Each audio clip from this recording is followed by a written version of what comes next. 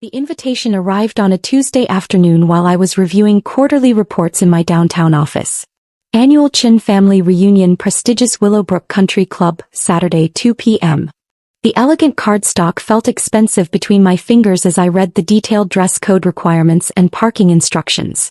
I hadn't seen most of my extended family in 2 years, not since grandfather's funeral, where conversations had been brief and focused on arrangements rather than catching up.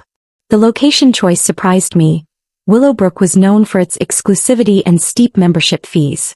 Someone in the family had clearly done well for themselves. Saturday morning, I selected a simple navy dress and pearl earrings, nothing flashy but appropriate for the venue.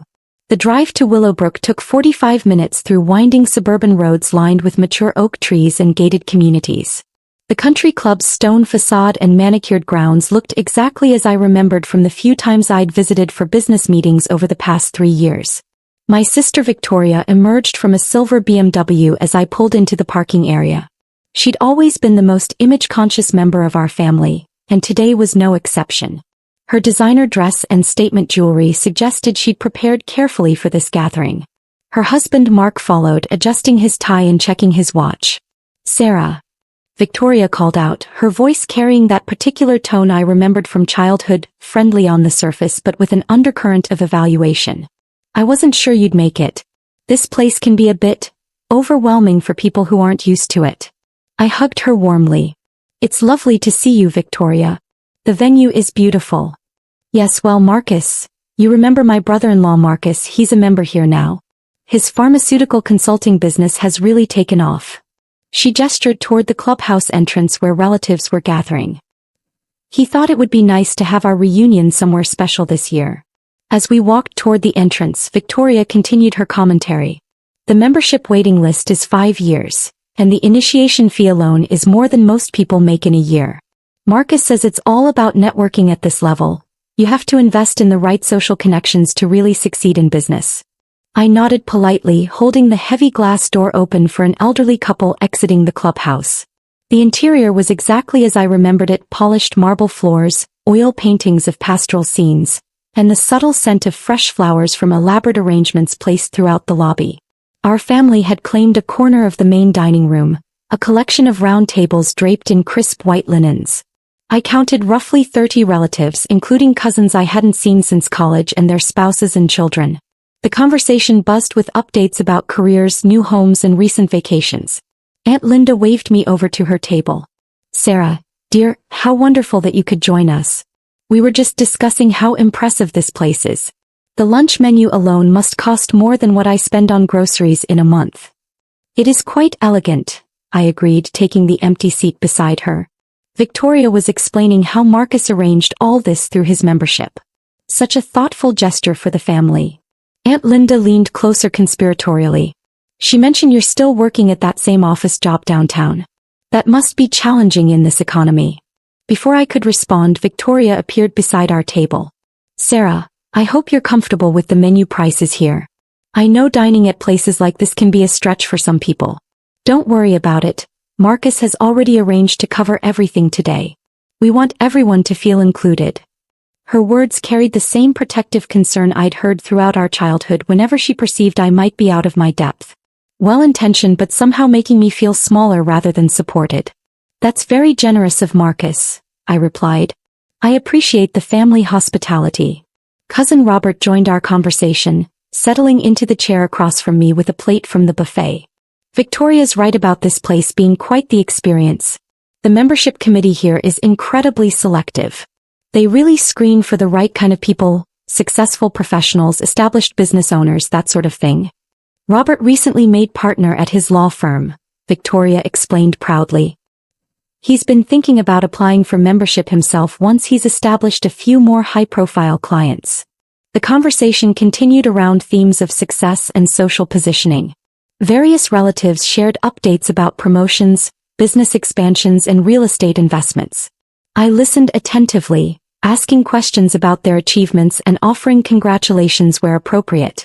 Uncle James regaled the table with stories from his recent Mediterranean cruise, complete with photographs on his phone showing the luxury accommodations and exotic ports of call. The concierge level made all the difference. When you're dealing with a certain caliber of establishment, the service quality becomes paramount. Exactly, Victoria chimed in. That's why places like Willowbrook maintain such high standards. It's not just about exclusivity, it's about ensuring a certain level of sophistication in the membership. She turned to me with a slightly lowered voice. Sarah, I hope you don't feel uncomfortable here. I know it's quite different from your usual environment. These kinds of social settings can feel intimidating when you're not familiar with the expectations. Everyone seems very welcoming, I assured her. Oh, absolutely. The members here are lovely people. Very accomplished, of course, but not at all pretentious about their success. Victoria glanced around the dining room appreciatively. Marcus says the networking opportunities alone justify the membership investment. He's already connected with several potential clients just through the golf tournaments and social events. Cousin Margaret approached our table carrying a dessert plate and wearing an expression of mild concern. Victoria, I was just chatting with the hostess about our reservation, and she seemed confused about something. She kept asking about Chen, and whether our party was connected to some regular member account. Victoria's brow furrowed slightly. That is odd. Marcus made the reservation under his name, so there shouldn't be any confusion about the billing. Maybe they have another Chin family who are members, I suggested. It's not an uncommon surname. True, Margaret agreed, though she seemed quite specific about wanting to speak with someone called Ms. Chun about some ownership reports or documentation. Very unusual for a hostess to be discussing business matters during a family event. The conversation was interrupted by the arrival of our entrees. The presentation was impeccable, each plate arranged with artistic precision and garnished with microgreens and colorful vegetable purees. The portion sizes were modest but elegant, typical of fine dining establishments. As we ate, the discussion turned to real estate and investment strategies.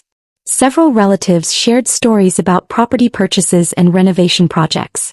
Uncle David described his recent acquisition of a vacation rental property in the mountains, complete with detailed financial projections and occupancy rate calculations. The key is finding undervalued properties in emerging markets, he explained between bites of his salmon. You have to think long-term and be willing to invest in improvements that will attract premium tenants. Wise advice, Robert nodded. Property investment requires significant capital upfront, but the returns can be substantial if you choose the right locations. Victoria glanced at me thoughtfully. Sarah, have you ever considered real estate investment? I know it requires quite a bit of startup capital, but there are some entry-level opportunities that might be accessible even with a more modest budget. I've looked into various investment options, I replied. The real estate market has some interesting possibilities. You'd probably want to start small, she continued helpfully. Maybe a modest condo or a duplex in an up-and-coming neighborhood. Nothing too ambitious initially, just something to build equity and learn the basics of property management. Aunt Linda leaned forward with interest. That sounds like practical advice. Real estate can be so complex for people who aren't familiar with the business side of things. All those legal documents and financing arrangements. It helps to have professionals guide you through the process. Absolutely, Victoria agreed. Marcus has been mentoring me on some of the investment terminology. It's quite educational to learn about market analysis and property valuation methods. I had no idea how sophisticated these financial calculations could be. The meal continued with similar exchanges. Family members shared their expertise and offered guidance on various professional and financial topics. The tone remained warm and supportive, though I couldn't shake the feeling that many of the conversations positioned me as someone who might benefit from their more experienced perspectives. During dessert, a distinguished gentleman in a navy blazer approached our corner of the dining room. His posture and confident stride suggested someone accustomed to authority. He scanned the tables briefly before his gaze settled on me. Excuse me, he said politely, addressing the table in general. I'm looking for Ms. Chen. The hostess mentioned she might be dining with a family party this afternoon. Victoria looked up with mild confusion. Oh, you must mean Sarah. She's Miss Chen, but I think there might be some confusion. Our reservation was made under Marcus Whitman's membership account. The gentleman smiled and extended his hand toward me. Miss Chen, I'm David Morrison, the club manager. I apologize for interrupting your family gathering, but I wanted to personally ensure everything is meeting your expectations today. I shook his hand warmly. Hello, Mr. Morrison. The service has been excellent, thank you. Wonderful. I also wanted to mention that your usual private dining room is available if you'd prefer more privacy for your family event. I know you typically reserve it for your quarterly meetings, but it's free this afternoon if you'd like to relocate. The table fell silent. Victoria's fork paused halfway to her mouth, and I could see confusion spreading across the faces of my relatives. That's very thoughtful, I replied calmly. We're quite comfortable here in the main dining room today, but I appreciate the offer. Of course. Also, I have those ownership reports you requested last week ready for your review. Should I have them sent to your downtown office, or would you prefer to take them with you today? The silence at our table became more pronounced. Margaret set down her water glass carefully, and Robert's legal training seemed to kick in as he processed the implications of what he was hearing. The office would be fine, I said. Monday morning delivery works well. Mr. Morrison nodded professionally. Perfect. And thank you again for accommodating the charity golf tournament next month. Having the club owner personally involved in our community outreach initiatives means a great deal to our members and staff. He turned to address the table. I hope you're all enjoying your afternoon at Willowbrook. Ms. Chin has created something truly special here. We're honored to be part of her vision for combining luxury hospitality with community engagement. After he departed, the silence stretched for nearly a full minute. Victoria stared at me with an expression I couldn't quite interpret, surprise mixed with something that might have been embarrassment. Sarah, she said slowly, did he just say you own this place? I do, I confirmed simply. I purchased Willowbrook 3 years ago when the previous ownership group was looking to sell. Uncle James blinked several times. You own this entire country club? Yes. The property, the facilities, and the business operations. Margaret leaned back in her chair. But Victoria said you work at an office downtown. I do. I have a property management company downtown. We oversee several hospitality and real estate investments, including Willowbrook. Robert's lawyer instincts engaged. This is a significant operation, Sarah.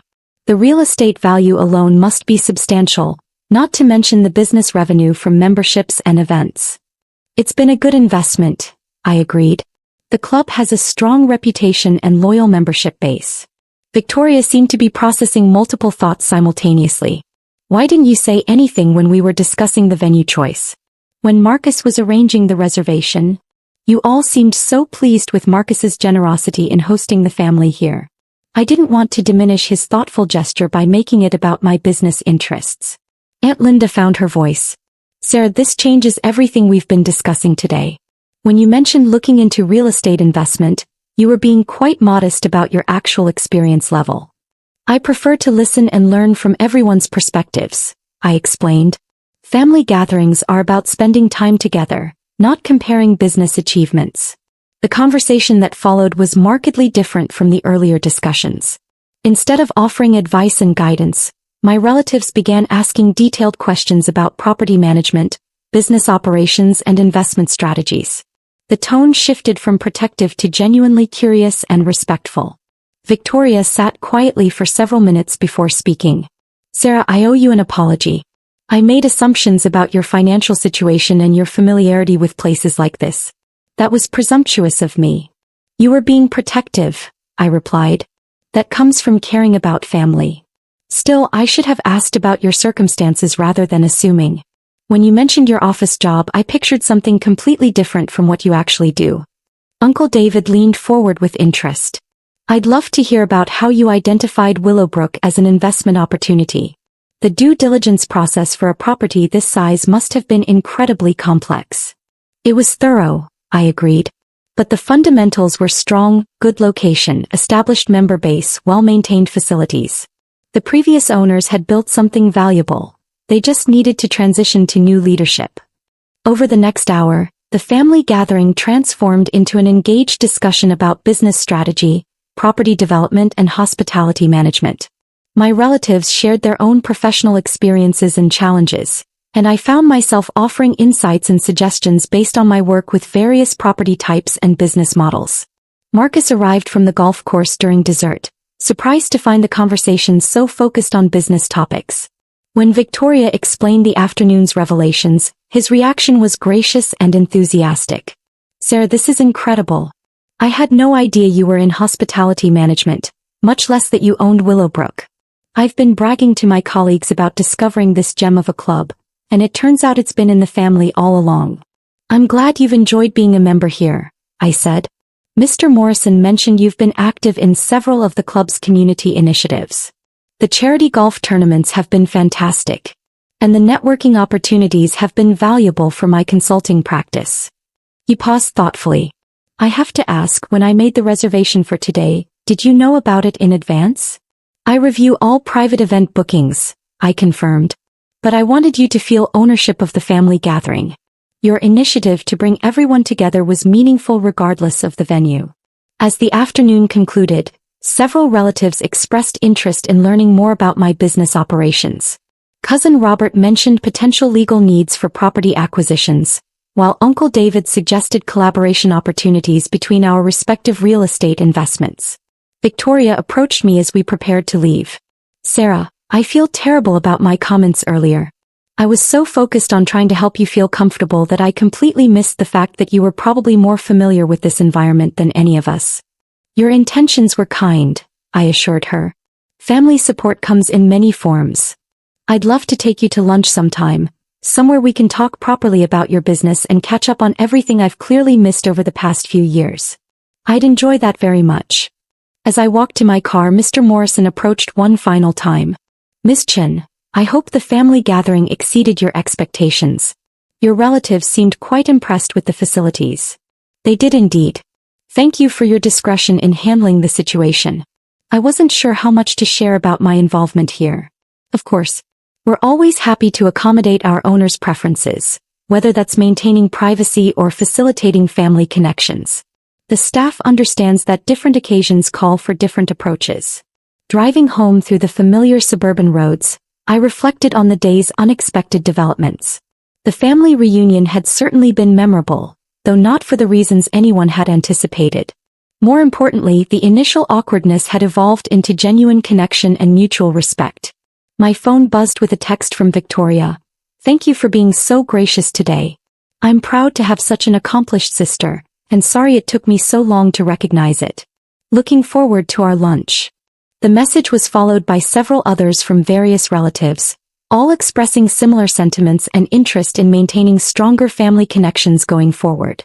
What had started as a potentially uncomfortable social obligation had become an opportunity for authentic family bonding based on mutual respect rather than perceived differences in circumstances. Sometimes the most meaningful family moments arise from unexpected revelations and the conversations they inspire.